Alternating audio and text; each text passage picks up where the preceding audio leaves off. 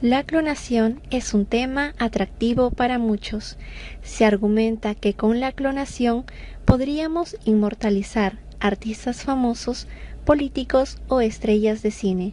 Por ejemplo, se podría clonar a Michael Jordan y obtener un equipo completo de jugadores de básquetbol idénticos a él para conformar el Dream Team del futuro. Otras personas con argumentos más conmovedores promueven la clonación humana para reemplazar a un hijo tempranamente muerto, permitir a personas infértiles tener descendencia y hasta obtener órganos para gente enferma. Si describiéramos todos los supuestos beneficios de la clonación, nunca terminaríamos de escribir esta reflexión. Aunque muchas expectativas de la gente a favor de la clonación no provienen de la ciencia ficción, hay que considerar que entre lo que se promete y lo que pueda realmente ocurrir hay mucha diferencia. Entonces, ¿en qué consiste la clonación? La clonación puede definirse como el proceso por el que se consiguen, de forma asexual, copias idénticas de un organismo, célula o molécula ya desarrollado. Se deben tomar en cuenta las siguientes características. En primer lugar, se necesita clonar las células, ya que no se puede hacer un órgano o parte del clon si no se cuenta con las células que forman a dicho cuerpo. Ser parte de un organismo ya desarrollado, porque la clonación responde a un interés por obtener copias de un determinado organismo, y solo cuando es adulto se pueden conocer sus características. Por otro lado, se trata de crearlo de forma asexual. La reproducción sexual no permite obtener copias idénticas, ya que este tipo de reproducción, por su misma naturaleza, genera diversidad múltiple. La clonación, un proceso, dos resultados. Primero, se obtienen células de un tejido de la persona de la que se realiza el clon. Luego, las células extraídas son cultivadas en laboratorio. Posteriormente, a un óvulo humano no fertilizado se le extrae el núcleo que es reemplazado por el de una de las células. Luego, los óvulos modificados permanecen en laboratorio hasta convertirse en embrión.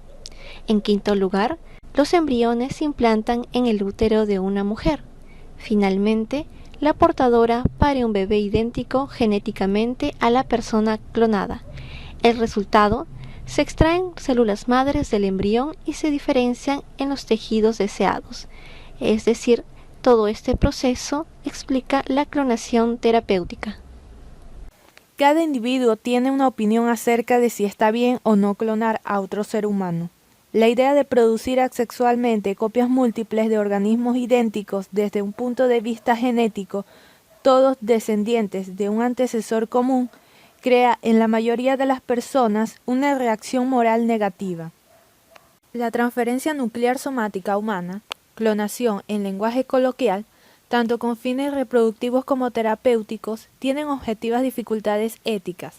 La principal de ellas es que cosifica al embrión humano producido, se le instrumentaliza, lo que va en contra de la dignidad que por su propia naturaleza humana intrínsecamente posee. Pero otro problema ético de la clonación es el gran número de ovocitos que se requieren para llevarla a cabo, por lo que su obtención puede atentar contra la dignidad de la donante, no solamente por instrumentalizarla, sino también porque la hiperestimulación ovárica necesaria para facilitar la producción de un número importante de ovocitos puede traer objetivos efectos secundarios para la salud de la mujer que dona los ovocitos, e incluso en ocasiones la muerte. Buenos días, profesora y compañeros. El tema que vamos a tratar ahora es un tema muy importante en estos últimos tiempos.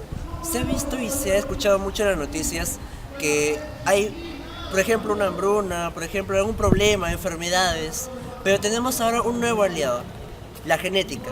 Y hablando de genética, nos referimos específicamente a lo que es la clonación.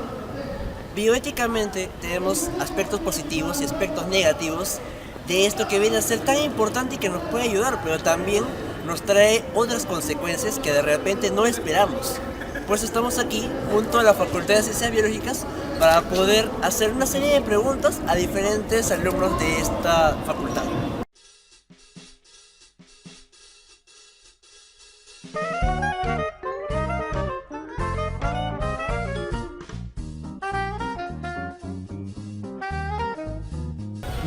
punto de vista filosófico, la posibilidad de la clonación humana. Bueno, en realidad como ustedes saben, por su curso de filosofía que alguna vez han llevado, hay diversas perspectivas en filosofía, ¿no?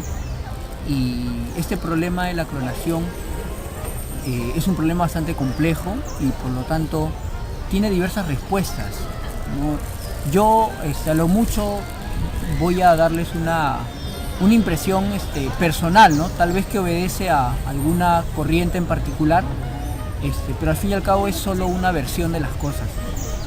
Desde un punto de vista filosófico que va, digamos, paralelo a la ciencia o relacionado con la ciencia, o sea, una filosofía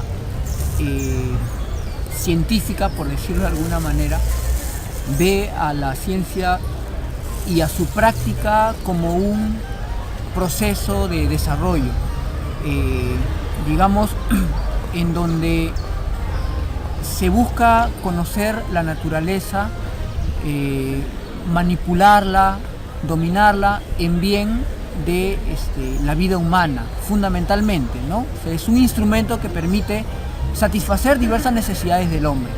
Entonces, el problema de la clonación en seres humanos, en la medida en que pueda ser beneficioso para la humanidad en su conjunto, puede ser admisible desde este punto de vista, ¿no?, que les estoy planteando, así como en por ejemplo, fines de la Edad Media, en el Renacimiento, con, por ejemplo, Leonardo da Vinci, entre otros científicos de la naturaleza, se busca, por ejemplo, el conocimiento del cuerpo, ¿no?, que era mal considerado en ese momento, pero que ahora ha dado vida a toda una ciencia llamada la medicina y que pues es un gran beneficio para los seres humanos. Más o menos así se podría abordar el tema de la clonación en hombres, que si es que beneficia a la sociedad en su conjunto, particularmente considero que se podría admitir.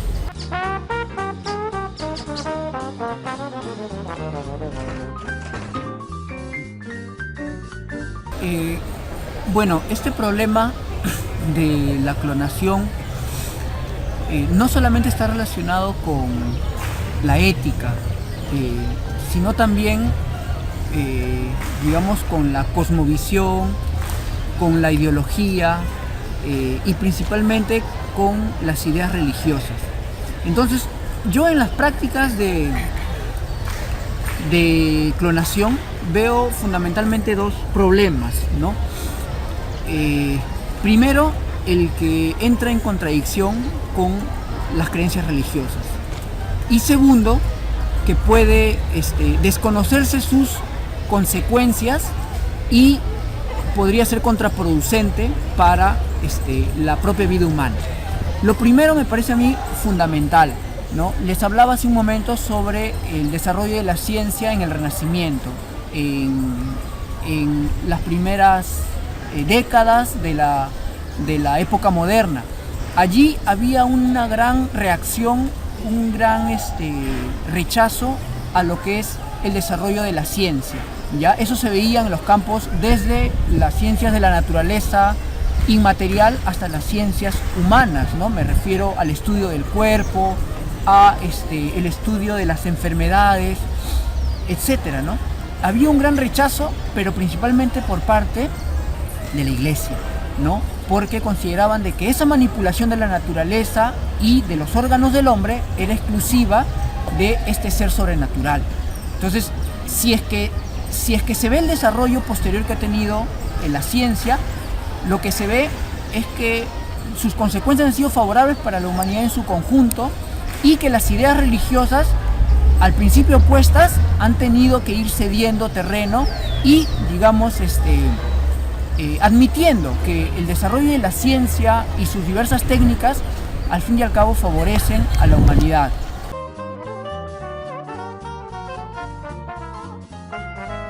Bueno, en primordial, el derecho a la dignidad de la vida, que son los pilares fundamentales de los derechos humanos, básicamente.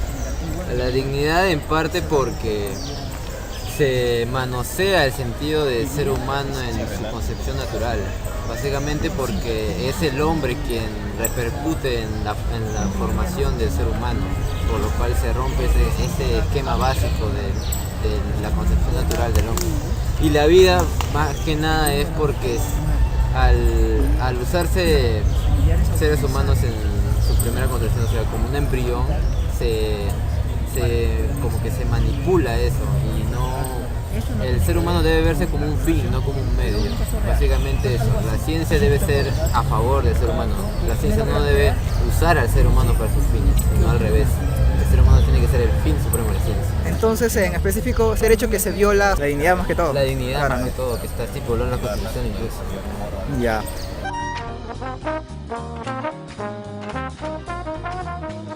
Si es que ya se aprobara, si es que existiera ya en el hecho fáctico un ser humano, ya nacido, ya desarrollado incluso un poco, las leyes deberían tutelarlo, no debería haber una diferenciación, ya que el Código Civil abarca al ser humano como simplemente un centro de imputación, derechos y deberes, en la figura del ser humano. Y el clon ya está ahí y tiene que ser tutelado, no tiene por qué ser excluido ni nada por el estilo. Y en cuanto a la patria potestad, debería primero darle derecho primordial a los dueños por decirlo así, del código genético, por decirlo así, por lo que fue creado. Y si no se puede definir bien o no existen, debería incluirse al sistema de adopción, pero siempre tutelado por el ordenamiento. O sea, el ser humano, por más clonado que sea, igual tiene todos los derechos que cualquier otro ser humano. Gracias.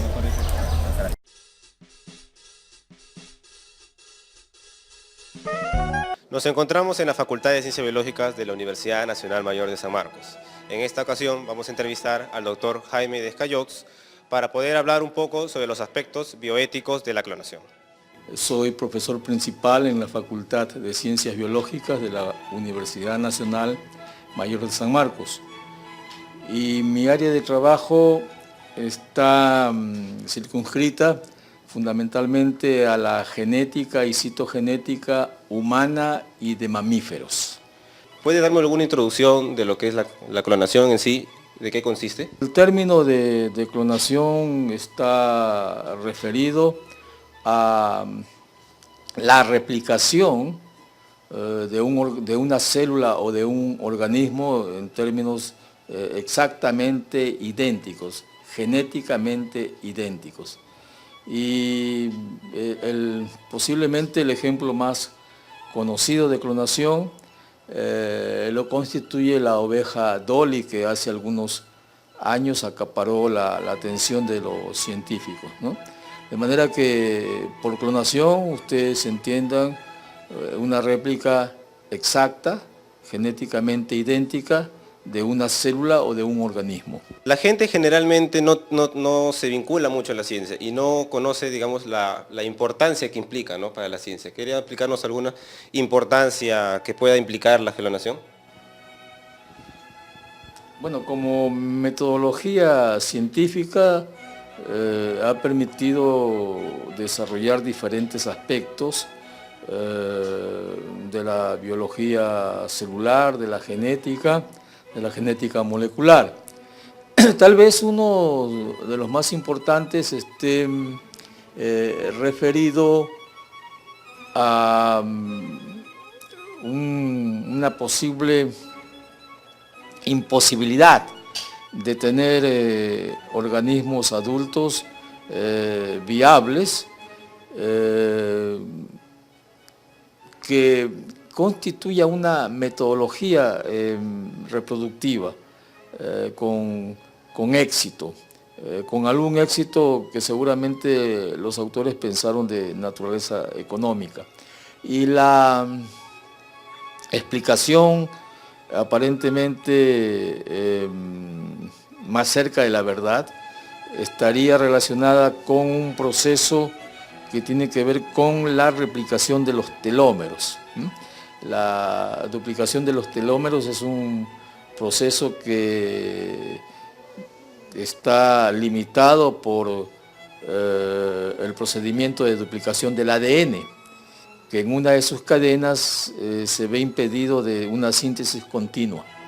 Y estas divisiones celulares llevan de alguna forma a perder secuencias nucleotídicas de las regiones teloméricas que finalmente limitan la capacidad reproductiva. Un punto muy controversial para las personas es los aspectos bioéticos con que lleva la clonación. ¿Cuál sería su perspectiva de estos aspectos bioéticos y si hay, sobre todo, al uso de animales, ¿no? Y de embriones que se usa generalmente lo vincula a la gente hacia la clonación? Bueno, en el caso de la reproducción humana, evidentemente que la clonación no constituye un método viable. Tengo entendido que los esfuerzos en la reproducción humana van por otro lado. En la reproducción asistida, tengo la impresión que los investigadores actualmente están explorando otras vías que tienen que ver fundamentalmente con la maduración in vitro de los ovocitos. De manera que por ahí, desde el punto de vista de la ciencia, estarían encaminados los esfuerzos. Me parece que definitivamente no en el proceso de clonación. Y esta reproducción asistida con una maduración in vitro de los ovocitos, me parece que podría tener una posibilidad de éxito mayor en algunos organismos que son utilizados para la alimentación humana, ¿no es cierto? Donde yo creo que acá sí existe un gran interés por mantener, conservar determinados atributos que son beneficiosos al hombre para su alimentación u otro tipo que posibiliten un bienestar o contribuyan a mejorar el bienestar humano, ¿no? Resumiendo un tanto, los aspectos bioéticos, entonces, en la especie humana me parece que no van de la mano con estas metodologías de clonación ni de la reproducción asistida. Puede haber algún sector de la población que le cae bien este tipo de experiencia, este tipo de metodologías para lograr que algunos individuos que por razones biológicas no lo pueden hacer por la vía natural, acudan a esta metodología, ¿no? En cualquier caso, creo que depende mucho del individuo, de la corriente de opinión. Para algunos puede ser totalmente improcedente, pero para otras poblaciones de repente no lo son tanto. Y en relación a lograr organismos con mejores atributos que contribuyan al bienestar humano, yo creo que acá el hombre siempre ha sido un genetista innato, ha cultivado organismos con características alimenticias adecuadas para su bienestar, ha seleccionado organismos que reúnan estas características y las ha cruzado, ¿no es cierto? De manera que si se trata del bienestar humano, me parece que los factores bioéticos tendrían que apuntar en esa dirección y propiciar que el hombre logre mejorar las condiciones de bienestar.